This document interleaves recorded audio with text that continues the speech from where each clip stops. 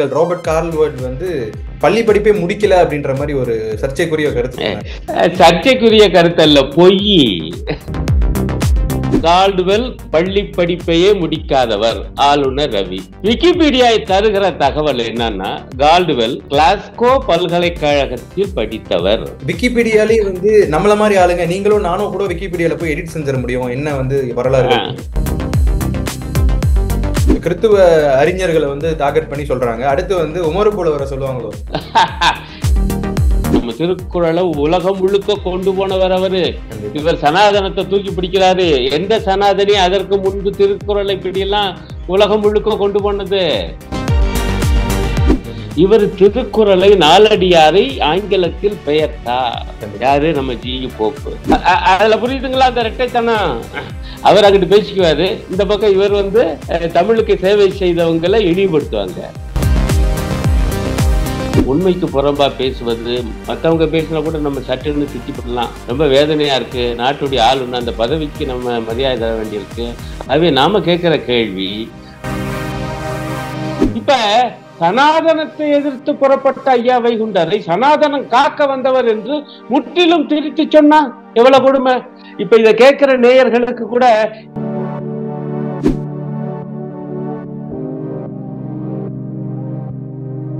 வணக்கம் மாலை மலர் வியூவர்ஸ். இன்றைய சிறப்பு நேர்காணலில் நம்மோடு இணைந்திருப்பவர் மார்க்சிஸ்ட் கம்யூனிஸ்ட் கட்சியை சேர்ந்த பேராசிரியர் திரு அருணன் அவர்கள். வணக்கம் சார். வணக்கம் தம்பி. இருக்கீங்க சார்? நல்லா இருக்கேன், நல்லா இருக்கேன். நீங்க எப்படி இருக்கீங்க? நல்லா இருக்கு சார். ஏன்னா இப்ப வந்து சமீப காலமாவே வந்து ஆளுநர் வந்து தமிழ்நாடு அரசியல்ல வந்து அதிகமா பேசுறதா வந்து இடதுசாரிகள் அதிகமா சொல்லிட்டு வராங்க. என்ன அப்படின்னு பாத்தீங்கன்னா, இப்போ ஒரு ரீசெண்டான ஒரு ஸ்பீச்ல கூட ராபர்ட் கார்ல்வர்ட், அதுக்கப்புறம் ஜியு போப் இவர்கள் இருவரும் வந்து பள்ளி படிப்பையே வந்து சரியா முடிக்காதவங்க, அவர்கள் வந்து கிறித்துவ மதத்தை வந்து பரப்புறதுக்காக தான் இந்தியாவுக்கு வந்தாங்க, அவர்கள் குறிப்பா கால்வெல்ட் எழுதிய திராவிட மொழிகள் பற்றியான புத்தகம் வந்து போலியானது அப்படின்ற மாதிரி சர்ச்சைக்குரிய ஒரு விஷயத்த வந்து சொல்லியிருந்தாரு. ஸோ எந்த வகையில வந்து இதை வந்து ஏத்துக்கக்கூடியதா இருக்கு? குறிப்பா வந்து தமிழ்நாடு பொலிட்டிக்ஸ்ல ஆக்டிவா இருக்கீங்க, நீங்க பேராசிரியராகவும் இருக்கீங்க, நீங்க இதை எப்படி பாக்குறீங்க? இல்ல, நம்ம ஆளுநர் பதவிக்கான வேலையை தவிர மிச்ச எல்லா வேலையும் செய்யறாரு. இப்ப பாருங்க, ஒரு கருத்தை சொல்றாரு. சாதாரணமா நினைப்பாங்க ஆளுநர்னா கருத்துக்களே சொல்லக்கூடாதுங்களா ஐயான்னு. ஆனால் எதை பத்தி கருத்து சொல்றதுன்னு ஒரு வரமுறை இருக்குல்ல, ஓங்கி அடி சொல்றாரு. கால்டுவெல் எழுதி அந்த திராவிட மொழிகளின் ஒப்பிலக்கணம் என்கிற அந்த நூல் போலியானது. ஒரு ஒற்றை வாக்கியம் போற போக்குல முதல் விஷயம் போலியானது சொல்றக்கூடிய அந்த அருகதை ஆளுநருக்கு உண்டா? ஏன்னா அது மொழிகள் சம்பந்தப்பட்டது. இவர் என்ன பெரிய மொழிகள் அறிஞரா? அவர் கடந்து தென்னிந்திய மொழிகளை எல்லாம், அவருக்கு தமிழும் தெரியும், தெலுங்கும் தெரியும், சமஸ்கிருதமும் தெரியும் கால்டுவெல். ஆனா ஆங்கிலமும் தெரிந்தவர். அவர் இவ்வளவு ஞானத்துடன் வந்து ஒப்பு நோக்கி இந்த மொழிகளுக்கு இடையே ஒற்றுமை இருக்கியா? அப்படின்னா இவையெல்லாம் சமஸ்கிருதத்திலிருந்து வந்தவை அல்ல, இவை ஒரு மூல திராவிட மொழியிலிருந்து இந்த 4 மொழிகள் உருவாகி இருக்கின்றன. அதிலும் குறிப்பாக அந்த மூல திராவிட மொழி என்பது ஆதி காலத்திய பழந்தமிழ், அதிலிருந்து இவை வந்திருக்கின்றன என்று அந்த வார்த்தைகளை எல்லாம் ஒப்பிட்டு நோக்கி, அந்த முழு நூலை கூட நீங்க படிக்க வேண்டியதில்லை, அதுல 300 படிச்சாலே பிரமாதமா இருக்கும். படிச்சவங்கிற முறையில் சொல்றேன். அப்படி ஒரு முடிவுக்கு வந்தாரு. அது தப்புன்னு சொல்லலாம், ஆனா அதுக்கான ஒரு முறைமை இருக்குல்ல, ஆய்வு செஞ்சுல சொல்லணும். போற போக்குல போலித்தனமானதுன்னா சொல்றதுக்கு இவருக்கு என்ன அருகதை இருக்கு? இவரு மொழிகள் அறிஞர் அல்ல என்பது மட்டுமல்ல, இந்த திராவிட மொழிகள்ல ஒண்ணு கூட அவருக்கு தெரியாது. இவர் பீகார்ல பிறந்தவர். எதுவுமே தெரியாம பேசுவது என்பது அபத்தமானது. அதாவது ஒரு கருத்து சொல்லலாம், அதை நம்ம மறுக்கலாம், இது கருத்தே அல்ல, அபத்தம். கார்ல்வர்ட் அவர்கள், ராபர்ட் கார்ல்வர்ட் வந்து பள்ளி படிப்பே முடிக்கல அப்படின்ற மாதிரி ஒரு சர்ச்சைக்குரிய கருத்து. சர்ச்சைக்குரிய கருத்து அல்ல, பொய். அதாவது சர்ச்சைக்குரிய கருத்து தான். அப்படி இருக்கலாம், இப்படி இருக்கலாம், ரெண்டு யோசிக்கலாம் ஐயா. நான் பொய்ன்னு ஏன் சொல்றேன்னு பாருங்க. இவ்வளவு பெரிய ஆளுநர் இந்த மாதிரி கால்டுவெல்ல என்ன படிச்சாரு என்ன அப்படின்னு ஒண்ணுமில்ல, கூகுள்ல போய் தட்டுனாலே ராபர்ட் கால்டுவெல் போடுங்க. நான் அப்படித்தான் போட்டேன். போட்டா விக்கிபீடியா ஒரு தகவல் சொல்லுது. நான் அதைத்தான் ஒரு பதிவா போட்டிருக்கேன். இவரிடம் சொல்றாரு, கால்டுவெல் பள்ளி படிப்பையே முடிக்காதவர் ஆளுநர் ரவி. விக்கிபீடியா தருகிற தகவல் என்னன்னா, கால்டுவெல் கிளாஸ்கோ பல்கலைக்கழகத்தில் படித்தவர். அங்கே கிரேக்க பேராசிரியர் சான்ஃபோர்டின் தூண்டுதலால் ஒப்பு நோக்குகிற மொழியியலில் ஆர்வம் கொண்டவர். ஆனா சார் நீங்க அப்படி சொல்ற மாதிரி நான் விக்கிபீடியாலேயே வந்து நம்மள மாதிரி ஆளுங்க, நீங்களும் நானும் கூட விக்கிபீடியால போய் எடிட் செஞ்சிட முடியும் என்ன வந்து வரலாறுகள் அப்படின்ற மாதிரி. ஆனா அது எப்படி வந்து ஒரு ஆத்தென்டிக்கான ஒரு உண்மையான இன்ஃபர்மேஷன் நீங்க நினைக்கிறீங்க விக்கிபீடியால உள்ளது? இல்ல இல்ல மறுப்புனா மறுப்பு சொல்ல சொல்லுங்க. நான் என்ன கேக்குறேன், இப்ப நானா சொல்றேன்னு வச்சுக்கோங்க, கண்டிப்பா. அப்ப கூட நீங்க மறுப்பீங்க. அப்ப நான் ஒரு ஆதாரத்தை காமிக்கிறேன், இது தப்புன்னு அவரை சொல்ல சொல்லுங்க. ம். இதுக்கு பதில் சொல்ல விட்டு விக்கிபீடியா. இப்ப விக்கிபீடியா நான் இன்னும் வெரிஃபை இது ஆங்கிலத்திலயும் இருக்கு, தமிழ்லயும் இருக்கு. எங்க அவரு கிளாஸ்கோ பல்கலைக்கழகத்துல படித்தவர் ம். அப்படிங்கிறது. ஓகே. ஆகவே அதாவது ஒரு கருத்து சொல்லலாம், ஆனா ஃபேக்சுவல் எதுவும் இருக்கக்கூடாது, ம். அந்த செய்தியே தப்பா இருக்கக்கூடாது, அதுக்கு சொல்ல வர்றேன். கிறித்துவ அறிஞர்களை வந்து டார்கெட் பண்ணி சொல்றாங்க. அடுத்து வந்து உமரு புலவரை சொல்லுவாங்களோ? ஏங்க அவரு ஜி போப்பே விடல, விட்டு வைக்கல. அவர் என்ன சொன்னார், ஜி போப்பு மொழியாக்குறதுக்கே திருக்குறள் அதுவே தப்பியா? ம். இப்ப எல்லாரும் அதான் கேள்வி பண்ணோம். ஏங்க இது என்னங்க கொடுமையா இருக்கு, அது தப்புனா இவருக்கு தமிழ் தெரிஞ்சிருக்கணும், ம். இவருக்கு ஆங்கிலம் தெரியும். ஆங்கிலத்துல பெயர் திருக்கிறார் ஜி போப் 19ஆம் நூற்றாண்டிலேயே. எவ்வளவு பெரிய காரியம், நம்ம திருக்குறளை உலகம் முழுக்க கொண்டு போனவர் அவரு. கண்டிப்பா. இவர் சனாதனத்தை தூக்கி பிடிக்கிறாரு. எந்த சனாதனி அதற்கு முன்பு திருக்குறளை இப்படியெல்லாம் உலகம் முழுக்க கொண்டு போனது? ம். ஆனா வந்து இப்போ இக்குறளை ஓதும். பிரதமர் மோடி அவர்கள் கூட வந்து குஜராத்ல வந்து குஜராத்தி மொழியில வந்து திருக்குறள் வந்து மொழிபெயர்ப்புக்கு நிறைய வந்து கான்ட்ரிபியூஷன் பண்ணியிருக்காரு அப்படின்ற மாதிரி ஒன்றிய அரசு தொடர்ந்து சொல்லிட்டு வராங்க. இல்ல, அவரு சில வேறு சில மொழிகளில பெயர்க்கப்பட்டதை வெளியிடுறாரு, அது செய்தியெல்லாம் நான் பார்த்தேன். நான் கேட்கறது, ஆதி காலத்துல 19ஆம் நூற்றாண்டிலேயே எங்க இருந்தோ வந்து இங்க வந்து தமிழை படித்து திருக்குறளை உள்வாங்கி வெறுமன வாசிப்பல்ல, அது மொழிபெயர்க்கணும்னு ஆங்கிலத்துல சாதாரணமான விஷயம் அங்க. கண்டிப்பா. 19ஆம் நூற்றாண்டிலே மொழிபெயர்த்து உலகம் முழுக்க கொண்டு போனவரு. ம். அவ அந்த ஜி போப்பையும் பள்ளி படிப்பை முடிக்காதவர் இருக்கிறாரு. ம். இப்ப அது பத்தி நான் அதுக்குள்ளே பழைய விக்கிபீடியாவுக்கு போல போனேன். ம். நீங்க வேணா உங்களை மறுக்க சொல்லுங்க, அவங்க பாருங்க என்ன சொல்றாங்கன்னு. ஜி போ பள்ளி படிப்பையே முடிக்காதவர் ஆளுநர் ரவி. ம். ஆனால் விக்கிபீடியா என்ன சொல்லுதுன்னா, ஆக்ஸ்போர்டில் தமிழ் தெலுங்கு விரிவுரையாளராக பணியாற்றினார். எப்படி? இவர் படிக்காதவர் இருக்கிறார், அவர் லெக்சராகவே பணியாற்றினார். Oxford university. அதை விட ஆக்ஸ்போர்ட்ல கௌரவ எம்ஏ பட்டமும். எப்படி? இவர் பள்ளி படிப்பை முடிக்காத. ஆனா விக்கிபீடியா சொல்லுது கௌரவ எம்ஏ பட்டமும் ராயல் ஏசியாட்டிக் சொசைட்டியின் தங்க பதக்கமும் பெற்றார். எவ்வளவு பெரிய ஞானிகளா இருந்திருக்காங்க ரெண்டு பேரும். அவங்க ரெண்டு பள்ளி படிப்பே பிடிக்காதவங்கன்னு கிண்டலா அவதூறா பேசுனா அது என்ன நியாயம்? அதான் சொல்ல வர்றேன். இன்னும் சொல்றேன், இதுக்குள்ள கூட போக வேண்டாம் ஐயா. அவர் அற்புதமான முறையில திராவிட மொழிகளை பூரா கற்று ஒப்பிலக்கணத்தை எல்லாம் பார்த்து நூல் எழுதினார். இவர் திருக்குறளை நாலடியாரை ஆங்கிலத்தில் பெயர்த்தார். யாரு? நம்ம ஜி போப்பு. அது எவ்வளவு பெரிய விஷயம். அதுக்காவது பாராட்ட வேணாமா? இதுல நீங்க இவங்களுடைய திருகுதாளத்தை புரிந்து கொள்ளணும். இவர் மோடி அனுப்பின ஆள் தானே. மோடி ஒரு பக்கம் திருக்குறளை பேசுவாரு, அது அதை விட கொடுமை, தப்பு தவறுமா பேசி கொலை செய்வான்னு வச்சுக்க, சரி பேசுவாரு. இவரு திருக்குறளை ஆங்கிலத்தில் முதல் பெயர்த்து உலக மாந்தரின் பார்வைக்கு வைத்த ஜி போப்பை ஏன் கேலி செய்கிறார்? அதுல புரியுதுங்களா அந்த இரட்டைத்தனம்? அவர் அங்கிட்டு பேசிக்குவாரு, இந்த பக்கம் இவர் வந்து தமிழுக்கு சேவை செய்தவங்களை இழிவுபடுத்துவாங்க. ஆகவே இதெல்லாம் என்ன சொல்றது, அபத்தம். வந்து பூராமே வந்து அறகுறையா பேசுவது, உண்மைக்கு புறம்பா பேசுவது, மற்றவங்க பேசினா கூட நம்ம சட்டுன்னு திட்டிப்படலாம். ரொம்ப வேதனையா இருக்கு. நாட்டுடைய ஆளுநர் அந்த பதவிக்கு நம்ம மரியாதை தர வேண்டியிருக்கு. ஆகவே நாம கேட்கிற கேள்வி, ஆளுநர் பதவிக்கு இதுவெல்லாம் அழகா? ஐயா வைகுண்டர் பற்றி இதே பேச்சுல அந்த விழா, வைகுண்டர் விழாவில்தான் இது பூரா பேசியிருக்காரு. அதுல ஒரு போட போடுறாரு. அது என்னன்னா, ஐயா வைகுண்டரு சனாதன தர்மத்தை காக்கவே அவதாரம் எடுத்தவர். நான் அதை கண்டே அசந்து போயிட்டேன். என்னடா நான் ஐயா வைகுண்டர் பற்றி எல்லாம் படித்து என்னுடைய தமிழகத்தில் சமூக சீர்திருத்தம் 2 நூற்றாண்டு வரலாறு நூல் எழுதினவன். அதுல ஐயா வைகுண்டருக்கு தனி அத்தியாயம். இதே அந்த 19ஆம் நூற்றாண்டுல ஐயா வைகுண்டர் அன்றைக்கு தென்பகுதியில தென்கோடி பகுதியில இருந்த நாடார் சமூகத்தினர் சமூக ரீதியாக ரொம்ப தாழ்வாக பார்க்கப்பட்டாங்க. அவங்க எல்லாமே பண ஏறி நாடார்கள் என்ன பேசப்பட்டாங்க. அவங்க தலையில தலப்பாக கூட கட்டக்கூடாது, அப்படி கட்டுப்பாடு. இதையெல்லாம் எதிர்த்து இந்த சனாதனத்தை, இந்த ஜாதிய ஒடுக்குமுறையை எதிர்த்து கிளம்பியவர் தான் வைகுண்டர், ஐயா வைகுண்டர். ஆனால் அது சமய நோக்கோட கொண்டு போனாரு, அதுவும் தனி சமய பிரிவாக கொண்டு போனாரு. இந்த வைதிக சனாதன மதத்துக்குள்ள தன்னுடைய மக்களை அவர் கட்டி போடல, இவர் தனி சமய பிரிவு.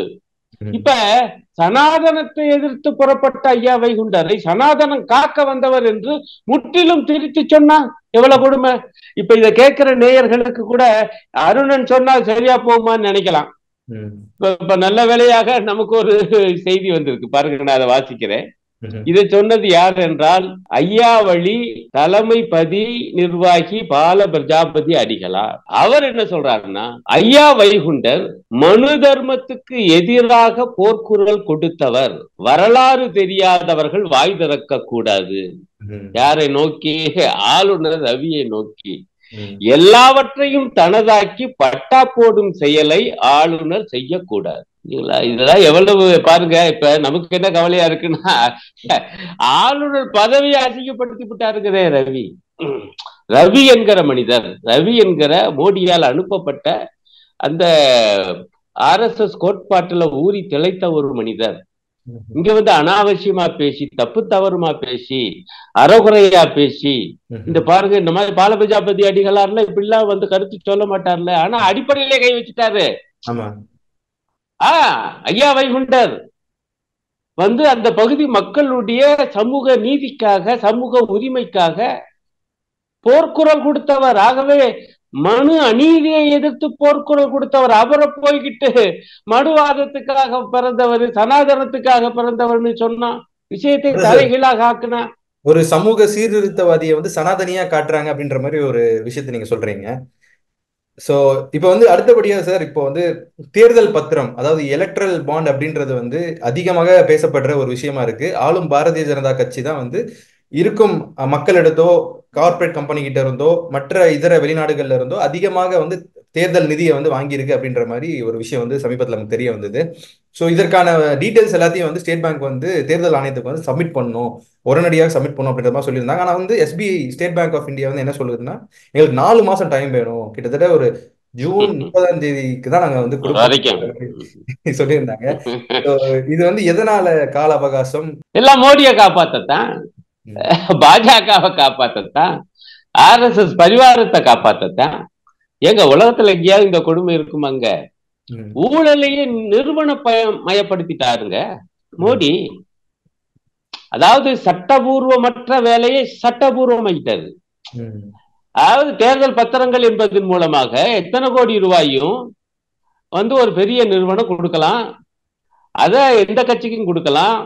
எந்த கட்சிக்கு கொடுத்தோம்ங்கிறது மக்களுக்கு தெரியாது, யார் கொடுத்தாங்கிறது மக்களுக்கு தெரியாது, தெரியக்கூடாது.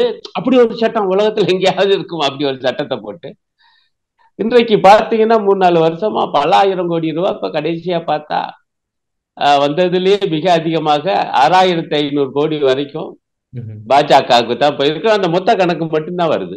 இந்த 6500 கோடி ரூபாய் எந்த பெருநிறுவனம் கொடுத்துச்சு? அப்படி என்றால் அவங்களுக்கு இந்த மோடி அரசு செய்த எதிர்மொழியை நான் ஒரு மொழி செஞ்சு அடுத்த எதிர்மொழி செய்யணும்ல, அல்லது மோடி அரசு மொழி செய்ய இவங்க எதிர்மொழி பண்ணாங்களா? இவ்வளவு கேள்விகள் வருதுல. பத்திரங்கள் இல்லாம அரசியல் கட்சிகளுக்கு நன்கொடையும் தரலாம். அது தேர்தல் ஆணையத்தினுடைய வெப்சைட்ல இருக்கு, வலைத்தளத்துல. அது உள்ள போய் பார்த்தா அவங்க என்ன கண்டுபிடிச்சிருக்காங்க? ஒரு 30 நிறுவனங்களுக்கு ஐடி ரைடு, வருமான வரித்துறை ரைடு போயிருக்கு, அல்லது இடி ரைடு, அமலாக்கத்துறை போயிருக்கு. அந்த போனது அல்லது அதுக்கு முன்பு அல்லது பின்பு நீங்க பாத்தீங்கன்னா ஒரு 350 கோடி ரூபாய் பாஜகவுக்கு மட்டும் வந்துருக்கு. உதாரணமா சென்னையை சார்ந்த ஒரு நிறுவனம் 100 கோடி ரூபாய் கொடுத்திருக்கு. ஏன்னா அப்பத்தான் அவங்களுக்கு மேல அந்த நிறுவனத்தின் மீது வருமான வரித்துறையுடைய ரைடு போயிருக்கு. இன்னொரு நிறுவனம் ரைடு கொடுத்திருக்கு, இன்னொரு நிறுவனம் பணம் கொடுத்திருக்கு பாஜகவுக்கு. அந்த அட்ரஸ் இருந்திருக்காங்க. அந்த அம்மையார் சொல்றாங்க, இந்த நிருபர் அந்த நிறுவன ஆபீஸ் அந்த முகவரியில தான் இருக்கான்னு தேடி போனாங்களாம். முகவரி இருந்துச்சா, ஆபீஸ் இல்லையா. அவங்க என்ன சொல்றாங்க, போலி நிறுவனம். போலி நிறுவனம் என்ன அர்த்தம், நன்கொடை கொடுப்பதற்காகவே போலி நிறுவனம் பாஜகவுக்கு. அப்படிதான் என்னென்ன நடந்திருக்கு, இவ்வளவு வெளியே வந்திருக்குங்க. அப்ப நன்கொடையில இவ்வளவு விவகாரம், இப்ப தேர்தல் பத்திரங்கள் அது தனி விவகாரம். அதுல நீங்க பாத்தீங்கன்னா ஏகப்பட்ட பணம் ஆளுங்கட்சிக்கு தரப்பட்டிருக்கு. அப்படி என்றால் ஆளுங்கட்சி அந்த நிறுவனங்களுக்கு என்னென்ன பண்ணுச்சோ இது ஊழல் இல்லைங்களா? ஆகவே உச்ச நீதிமன்றம் என்ன சொல்லிச்சு, அவங்க 2-3 பாயிண்ட் சொன்னாங்க. இது பூராமே ஊழலை நிறுவனமயமாக்குது, சட்டபூர்வமாக்குது. 2வது பாயிண்ட், இது மக்களுக்கு தெரிய வேண்டிய விஷயம் இல்ல, தகவல் அறியும் உரிமை சட்டத்தின் கீழ் இதை கேட்க முடியாது என்று சொன்னது அந்த சட்டத்துக்கே நேர் விரோதமானது. இது என்னையா அநியாயமா இருக்குது. ஆகவே நாங்க இந்த தேர்தல் பத்திரங்களே ரத்து பண்றோம்னு ஒரே அடி அடிச்சுட்டு. ஏன்னா ஸ்டேட் பேங்க் மூலம் மட்டும்தான் இவ்வளவு. ஸ்டேட் பேங்க் யாருக்கிட்ட இருக்குது, மோடி அரசின் கீழ், நிதி அமைச்சகத்தின் கீழ், நம்ம நிர்மலா சீதாராமன் அவங்களுடைய ஆளுகையில இருக்குது. அப்ப அங்கதான் போய் பணம் சேருது. அப்ப அவங்களுக்கு மட்டும் தெரியும் எந்தெந்த கட்சிக்கு யார் யாரு கொடுக்குறாங்கன்னு. அப்பவே கொடுக்குற ஆள் பூரா யாரும் கொடுக்கும், எதிர்கட்சி கொடுத்தா அவங்க பொழப்பு என்ன. மார்ச் 13ஆம் தேதி தேர்தல் ஆணையம் அவற்றை எல்லாம் தன்னுடைய வலைத்தளத்தில் வெளியிடணும். நான் சொன்னேன் பாருங்க, நன்கொடை தனியா வெளியிடுறாங்கல்ல. இப்ப என்னடா ஜூன் 30 என்ன அர்த்தம், தேர்தல் முடியட்டும், அது கூட தேர்தல் முடிச்சிரு, அப்புறம் பாத்துக்கலாம். அப்படி கூச்ச வைக்க வேணாம் ஐயா இந்த அரசாங்கத்துக்கு. நான் ஸ்டேட் பேங்க குறை சொல்ல மாட்டேன், ஸ்டேட் பேங்க் என்ன இவங்களுடைய ஆளுகையில் தான். மோடி அரசு சென்னையில பொழந்து கட்டிட்டு போயிருக்காரு. இந்தியா கூட்டணியில், அவர் இந்தியான்னு சொல்ல மாட்டார், இந்திய கூட்டணியில் உள்ள அனைத்து கட்சிகளும் ஊழல் கட்சிகள், அவங்களுக்கு ஊழல் செய்ய மட்டும்தான் தெரியும். இதெல்லாம் அவர் வாக்கியம். நேற்று அந்த பேச்ச கேட்டேன். நான் கேட்கிறேன், இதை விட பெரிய ஊழல் என்னங்க? அப்ப உங்களுக்கு இவ்வளவு பணம் எப்படி வந்துச்சு? அவங்களுக்கு அரசாங்கம் என்ன பண்ணுச்சு, எந்தெந்த கம்பெனி கொடுத்துச்சுங்கிற விவரத்தை ஏன் சொல்ல மாட்டேங்கிறீங்க? இதே விஷயத்துல பாத்தீங்கன்னா சார், அந்த தேர்தல் பத்திரத்துல பாஜக தான் அதிக நிதி பெற்றிருக்கு அப்படின்றது நம்ம எல்லாருக்குமே தெரியும். அந்த ஸ்டேட்ஸ்ல நம்ம பார்த்தோம். ஆனா அதுக்கு அடுத்தபடியா உங்களோட கூட்டணி கட்சியான காங்கிரஸ் அதுக்கு அடுத்த இடத்துல இருக்கு, டிஆர்எஸ் எல்லாம் இருக்கு. ஆனா அதை தாண்டி டிஎம்கேவும் இருக்கு, கடைசியா அதிமுக கட்சியும் இருக்கு. இதுல இடம்பெறாத கட்சினா உங்களோட நீங்க சார்ந்த ஒரு இயக்கம் கட்சி தான். சோ உங்களோட கூட்டணி கட்சியும் இதுல இருக்கு இல்லைங்களா? அவங்களும் கணிசமான அளவு வாங்கியிருக்காங்களே. கணிசமா வாங்கல, எல்லாம் கொஞ்சம் கொஞ்சம் வாங்கியிருக்காங்க, நான் ஒன்னும் மறுக்கல. ஆனா ஒரு முக்கியமான வித்தியாசத்தை பார்க்கணும். அது என்னன்னா, இந்த திட்டத்தை கொண்டு வந்தது மோடி அரசு தானே ஒழிய காங்கிரஸோ திமுகவோ அல்ல. Point number 1. 2வது, இந்த திட்டத்தை உச்ச நீதிமன்றம் தடை செஞ்சிருக்கு. இதை உடனடியா வரவேற்றிருக்காரு ராகுல் காந்தி, காங்கிரஸ் தலைவர். உடனடியாக வரவேற்றிருக்காரு திமுக தலைவர். மோடி வரவேற்றாரா? இல்ல. நான் ஊழல ஒழிக்க போய் வரவேற்காதது மட்டுமில்ல, அது நீடிக்கணும் அல்லது நடந்த விஷயத்தை மறைக்கணும்னு ஜூன் 30ஆம் தேதி வரைக்கும் கால அவகாசம் கேளுன்னு சொல்லி SBI ஸ்டேட் பேங்க் அனுப்பி வச்சிருக்காங்களே உச்ச நீதிமன்றத்துக்கு. இது என்ன கொடுமை? அப்ப இந்த வித்தியாசம் இருக்கா இல்லையா? ஆகவே இந்த கேள்வியை கேட்பீங்கன்னு எனக்கு தெரியும், வாதங்கள்ல கூட கேட்க. அதான் சொன்ன, என்னையா நீங்க ஒரு சிஸ்டத்தை கொண்டாந்துட்டீங்க, அந்த சிஸ்டத்தை எல்லாரும் பின்பற்றுறாங்க. எங்க கட்சி அதுவும் கூட வேணாம்னு சொல்லிடுச்சு, மிச்சவங்க எல்லாம் பின்பற்றிருக்காங்க. ஆனா அதை ரத்து பண்ணுனா அதுவும் ரைட்டுங்கிறாங்க மிச்ச கட்சிகள் எல்லாம். ஆனா பாஜக ஐயோ போச்சு. அம்பானி அவர்களோட திருமணம், இப்ப அவரோட மகனோட திருமணம் அதிகமா பேசப்படுது இணையத்துல. குறிப்பா ஜாம்நகர், அவங்களோட சொந்த ஊரான ஜாம்நகர்ல உள்ள டொமஸ்டிக் ஏர்போர்ட்டை இன்டர்நேஷனல் ஏர்போர்ட்டா குறைஞ்ச நாட்களுக்கு ஒரு 30 நாள் பக்கம் அறிவிச்சிருக்காங்க. இது ஒரு இந்தியாவிலேயே ஒரு பெரிய பிசினஸ் மேனுக்காக ஒரு ஏர்போர்ட்டையே இன்டர்நேஷனல் தரத்துக்காக தற்காலிகமா மாத்துறது எந்த வகையில ஏற்கக்கூடியதுன்னு நினைக்கிறீங்க? இல்ல, நான் அதுதான் ஒரு கேள்வி எழுப்பினேன், பதிவும் போட்டிருக்கேன், அது ரொம்ப பிரபலமா ஓடிட்டு இருக்கு. அதானி குடும்ப திருமணத்திற்காக ஜாம்நகர் விமான நிலையம் சர்வதேச விமான நிலையம் ஆக்கப்பட்டிருக்கு. மதுரை மீனாட்சி அம்மன் திருமணம் மதுரையில நடக்குது. ஆனால் மதுரை விமான நிலையம் இன்னும் சர்வதேச விமான நிலையம் ஆக்கப்படவில்லை. ஆனா யுனெஸ்கோ இல்ல இல்ல, ஆமா, ஆனா முடிச்சிடுறேன். ஆனா அப்படின்னா அம்மனை விட மோடிக்கு அம்பானி தான் உயர்ந்தவரா? இதான கேள்வி எழுப்ப வேண்டியிருக்கு. இப்ப நீங்க சொன்னீங்க, இப்ப எல்லாம் மீனாட்சி அம்மன் கோயில் போனீங்கன்னா அவ்வளவு பேர் கூட்டம் கையா. நான் சின்ன பையனா இருக்கும் போதெல்லாம் இவ்வளவு கூட்டம் இருக்காது. அப்ப எங்களுடைய எம்பி வெங்கடேசன் கேட்கிறாரு. அதே போல இங்க chamber of commerce, Madurai chamber of commerce இப்ப கூட மனு கொடுத்திருக்கு பிரதமர் மோடி கிட்ட. ஐயா, சர்வதேச நிலையமாக அங்கீகரித்திடுக, சர்வதேச விமான நிலையமாக. அது உள்ளுக்கே போகல, அது பேசவே மாட்டேங்கிறாரு.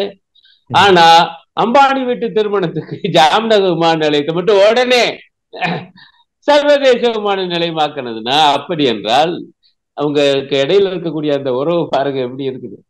நீ ஒன்ன புரிந்து கொள்ளுங்க தம்பி, மோடி அரசு என்பது RSS உடைய அரசியல் ஆட்சிதான். கூடிய இந்த உதவிகள்லாம் இருக்கு, இதெல்லாம் அவரை தன்னைத்தானே அம்பலப்படுத்திக் கொள்கிறார். இவர் யாருக்காக ஆட்சி நடத்துகிறார் என்பது. இப்போ பீகார்ல லாலு பிரசாத் யாதவ் வந்து ஒரு ஸ்பீச் கொடுத்திருப்பாரு. அதுல வந்து மோடி வந்து குடும்பமற்றவர் அப்படின்ற மாதிரி ஒரு வார்த்தை வந்து சர்ச்சையாச்சு. அதுக்கப்புறம் தொடர்ந்து இதை வந்து அவருடைய பாஜக வந்து தன்னோட எலெக்ஷன் கேம்பெயினுக்கு வந்து இதை யூஸ் பண்ணிக்கிட்டாங்க. அதாவது போற எல்லா இடத்துலயுமே வந்து நீங்க எல்லாரும் தான் என்னோட குடும்பம், மக்களை பற்று, கட்சிக்காரங்களாம் வந்து ட்விட்டர்ல பேரை மாத்திட்டாங்க, மோடிக்கா பரி. பார்த்து தமிழ்நாட்டுக்கு வந்த போது கூட தமிழ்நாட்டு பாஜக தலைவர்கள்லாம் வந்து மோடியின் குடும்பம் அப்படின்ற மாதிரி ட்விட்டர்ல பேர் மாத்திட்டாங்க, பிரச்சாரம் பண்ணிட்டு இருக்காங்க. இதெல்லாம் எப்படி பாக்குறீங்க நீங்க? அதாவதுங்க, ஏதாவது ஒண்ணுக்கு கிடைக்காது. அவரு லாலு பிரசாத் என்ன பேசினாரு என்று எனக்கு முழு விவரம் இல்லை, ஆனால் அந்த சில செய்திகள் பார்த்தேன். அவங்களுடைய குடும்பத்தை பத்தி இவங்க வந்து மோடி உள்ளிட்ட திரும்ப திரும்ப குடும்ப ஆட்சி, குடும்பத்துக்காகத்தான் அந்த கட்சி, லாலு பிரசாத் கட்சின்னு அங்க பூரா பேசுறாரு. இங்க வந்து திமுக அதே மாதிரிதான் பேசுறாரு, காங்கிரஸே அப்படித்தான் பேசுறாரு. அப்ப அவர் என்ன பண்ணாரு பதிலடியா, ஐயா எங்களுக்கு குடும்பம் இருக்கு, அது எல்லாருமே அரசியல் இருக்கு, உங்களுக்கு குடும்பம் இல்ல, அதுக்கு நாங்க என்னையா பண்றது, இதான் அவர் பேசுனதாக செய்தி வருது. உடனே அதை அவர் எப்படி ட்வீட் பண்றாருன்னா, எனக்கா குடும்பம் இல்ல, எனக்கு இந்த இந்தியாவே குடும்பம். இந்தியாவே குடும்பம்னா இந்தியாவுடைய பொதுத்துறை நிறுவனங்கள் அதனாலதான் விக்கிறீங்களா? இனி மக்கள் அதான் கேட்க போறாங்க. இந்தியா பூரா உங்க குடும்பம்னு சொல்லிவிட்டு உங்களுக்கு தான் சொந்தமா, அப்ப அதனால நீங்க வாட்டு விற்கிறீங்களா? உண்மையிலேயே இந்தியா முழுக்க உங்களுடைய குடும்பம் அல்ல, ஏழை வாழைகள் உங்களுடைய குடும்பம் அல்ல. நான் சொன்னேன் பாருங்க, அதானி அம்பானி டாடா பிர்லா தான் உங்க குடும்பம். ஏற்கனவே இன்னொரு குடும்பம் இருக்கு, அதுதான் RSS பரிவார், RSS குடும்பம். அந்த குடும்பத்துக்காகத்தான் நீங்க வந்து இன்றைய தினம் வந்து சாதியத்தை தூக்கி பிடிச்சிட்டு இருக்கு. ஒண்ணும் இல்லைங்க, சாதி வாரி கணக்கெடுப்பு ஏங்க பண்ண மாட்டேங்கிறாரு? அது இந்துக்களுக்கானது இல்லையா? வந்து பட்டியல் சாதி இந்துக்களுக்கு இல்லையா, அல்லது பிற்படுத்தப்பட்ட சாதிக்கு இந்துக்களுக்கு இல்லையா? அதையே செய்ய மாட்டேங்கிறாரு. ஏன்னா சங் பரிவாரம் வந்து உயர் வர்ணத்தவருக்கானது. ஆகவே அந்த குடும்பம், அந்த குடும்பத்துக்காக வேலை செய்ய கிளப்பி விடப்பட்டவர் தான் இந்த மோடி. ஆகவே ஏற்கனவே அந்த குடும்பம், அந்த குடும்பத்தோடு இப்ப சில பெருமுதலாளிகள் குடும்பம் ரெண்டு சேர்ந்ததுதான் மோடி குடும்பமே வெளிய இந்தியா முழுக்க அவருடைய குடும்பம் அல்ல. இதை மக்களுக்கு நாம எடுத்து சொல்ல வேண்டியதுதான். இதுவரை நமது பல்வேறு கேள்விகளுக்கு பொறுமையுடன் பதில் கூறிய திரு அருணன் அவர்களுக்கு நன்றி மற்றும் வாழ்த்துக்கள். நன்றி.